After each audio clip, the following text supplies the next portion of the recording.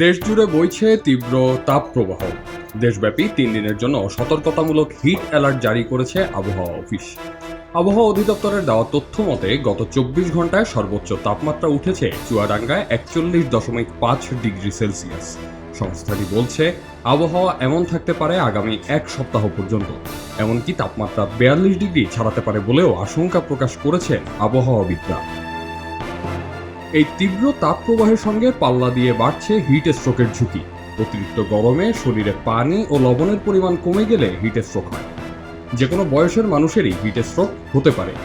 দেশে প্রতি বছরই হিট স্ট্রোকের শিকার হয়ে অসংখ্য মানুষ মারা যান, যাদের মধ্যে শিশু, বয়স্ক ও শ্রমজীবী মানুষদের সংখ্যাই সবচেয়ে বেশি।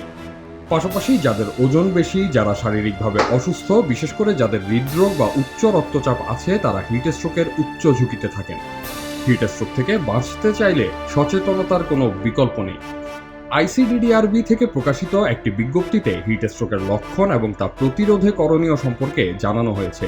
লক্ষণগুলো সম্পর্কে বলা হয়েছে মাথা ব্যথা হওয়া, চোখে ঝাপসা দেখা, মাংসপেশির ব্যথা ও দুর্বলতা, শ্বাস প্রশ্বাস দ্রুত হওয়া, ত্বক লালচে হয়ে ওঠা ও জ্বালাপোড়া করা, শরীরে প্রচণ্ড গরম অনুভূত হলেও ঘাম কম হওয়া বা ঘাম না হওয়া, বমি হওয়া, হৃদস্পন্দন বেড়ে যাওয়া, হাঁটতে কষ্ট হওয়া, প্রস্রাবের পরিমাণ কমে যাওয়া, এক পর্যায়ে রোগী অজ্ঞান হয়ে যেতে পারে।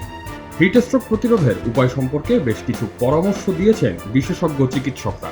রোদ এড়িয়ে চলতে, বিশেষ প্রয়োজন বা গুরুত্বপূর্ণ কাজ ছাড়া দিনের বেলায় বাইরে বের না হওয়াই ভালো। বাইরে বের হলে সঙ্গে অবশ্যই ছাতা রাখতে হবে। এছাড়া টুপি বা কাপড় দিয়ে মাথা ঢেকে রাখা যেতে পারে। হালকা রঙের ঢিলেঢালা সুতি পোশাক পরতে হবে। কালো বা অতিরিক্ত রঙিন ও মোটা কাপড়ের পোশাক এড়িয়ে চলতে হবে।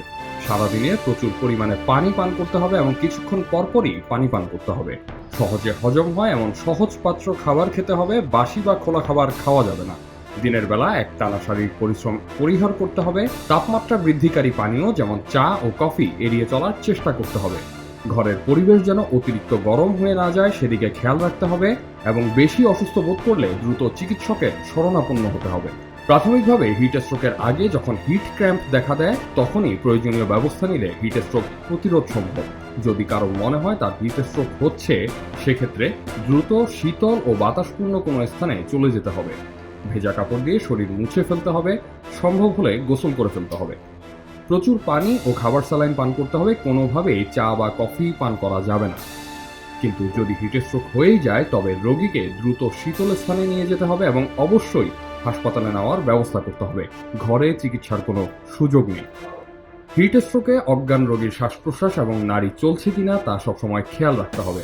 প্রয়োজন হলে কৃত্রিমভাবে নিঃশ্বাস ও নাড়ি চলাচলের ব্যবস্থা করতে হবে। হিট স্ট্রোকে রোগী মারাও যেতে পারে। দ্রুততম সময়ে প্রয়োজনীয় ব্যবস্থা ও হাসপাতালে ভর্তি করে সঠিক চিকিৎসা নেওয়া গেলে বেশিরভাগ রোগী সম্পূর্ণ সুস্থ হয়ে ওঠেন। খবরের কাগজ। এলো মুক্ত চিন্তার স্বাধীন দৈনিক খবরের কাগজ। এখন খবর হবে নিখাত, নির্ভীক, নিরপেক্ষ।